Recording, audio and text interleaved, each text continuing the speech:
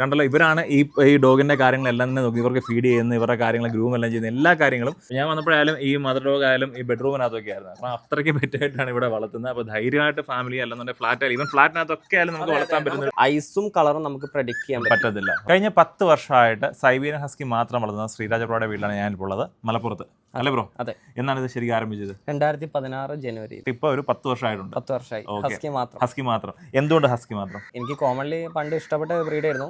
ഒത്തിരി പേര് അറിയാലോ, ഇതിന് തണുപ്പ് വേണം, നമ്മുടെ ക്ലൈമറ്റ് പറ്റത്തില്ല. അത് ഇപ്പോഴും ആളുകൾ ചോദിക്കുന്നതാണ്.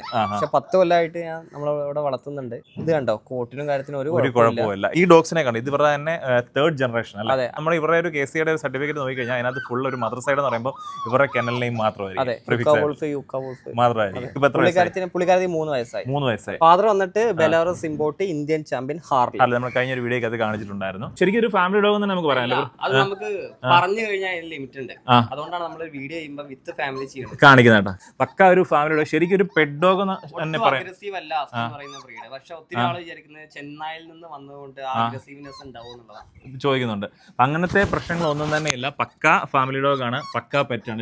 അതെ. ഓക്കെ, ധൈര്യമായിട്ട് ഫാമിലിക്ക് അത് ഇൻഡോറിനകത്ത് ഇട്ട് തന്നെ വളർത്തും. ഏത് ഡോഗായാലും ചൂട് സമയത്ത് അതിനെ കൊണ്ട് വെയിലത്ത് കൊണ്ട് കെട്ടിയിട്ടത്. അത് ഇതല്ല, ഏത് ഡോഗായാലും ഇതിന് പ്രത്യേകിച്ച് ഓയിലോ കാര്യങ്ങളൊന്നും കൊടുത്തിട്ടില്ല. നാച്ചുറൽ ആയിട്ടുള്ള ഇത് എന്ന് പറഞ്ഞാൽ ഇവിടെ തന്നെ പ്രഗ്നന്റ് ആയി, ഇവിടെ പ്രസവിച്ച് നമ്മളെ ഫുഡ് കഴിച്ച് വളരുന്ന ആൾക്കാർ.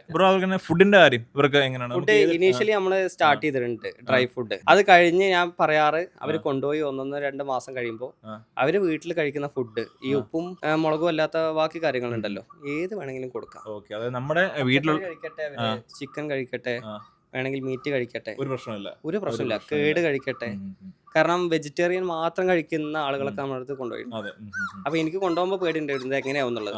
ഒരു കുഴപ്പമില്ല. അപ്പൊ നമ്മുടെ നാട്ടിലെ കേരളത്തിലെ ക്ലൈമറ്റിലൊക്കെ ഉറപ്പായിട്ട് ഹസ്കിനെ വളർത്താൻ പറ്റും. നമുക്ക് അനുയോജ്യമായിട്ടുള്ള ഫുഡ് കൊടുത്ത് വളർത്താൻ പറ്റും. അല്ലേ സുഡു? അല്ലേ? എങ്ങനെയുണ്ട് മൊത്തത്തിലൊരു എക്സ്പീരിയൻസ്? ഹസ്കി വളർത്തിയിട്ട് എങ്ങനെയുണ്ട്? കുഴപ്പമൊന്നുമില്ല, ഹാപ്പിയാണ്. ഓക്കെ. വേറെ ശല്യമൊന്നും ഇല്ലല്ലോ? ഈ രോമം കഴിഞ്ഞിട്ടുള്ള പ്രശ്നം, കടിക്കുക അങ്ങനെയുള്ള പ്രശ്നമൊന്നുമില്ല. ആണ്ടേ നമ്മുടെ സുഡുവിന്റെ വീട്ടിലാണ്. അപ്പോൾ നിങ്ങൾ ധൈര്യമായിട്ട് ഹസ്കിനെ ഒരു ഫാമിലി ഡോഗ് എന്നുള്ളത് വളർത്താവുന്നതാണ്.